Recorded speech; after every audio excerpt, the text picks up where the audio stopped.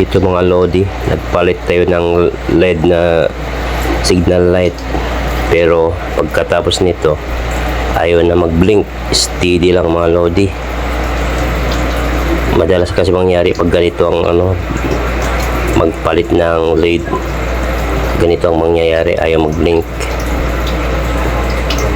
Ano? Diba? Ayaw din mag-blink sa likod.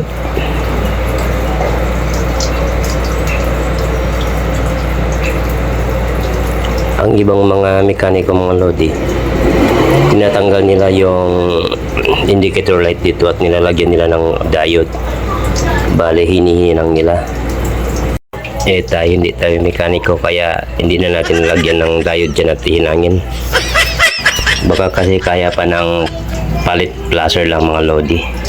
Yung iba naman nilalagyan nilang extra socket dito, socket ng signal light, kinakabit nila, pinagsisiris nila para gumana yung LED light nila para mag-blink. Magpalit lang tayo ng placer mga lodi, kasi yung pinalitan natin yung signal light sa bandang unahan ng LED.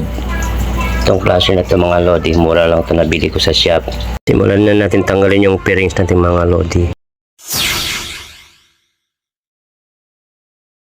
At saka palitan na natin itong stock na placer natin mga lodi. Ito mga lodi, palitan na natin ng placer para malaman natin kung kagana ba yung palit placer lang.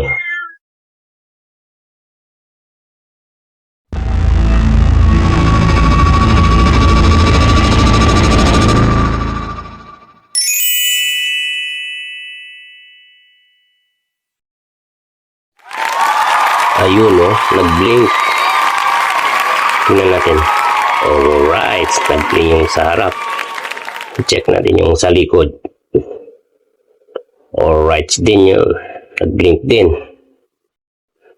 Sa kabila naman mga lodi, subukan natin kung mag-blink din ba.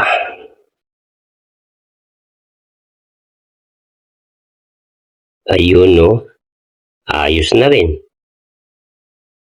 Sa likod naman, tingnan natin. Ayun ayos na rin.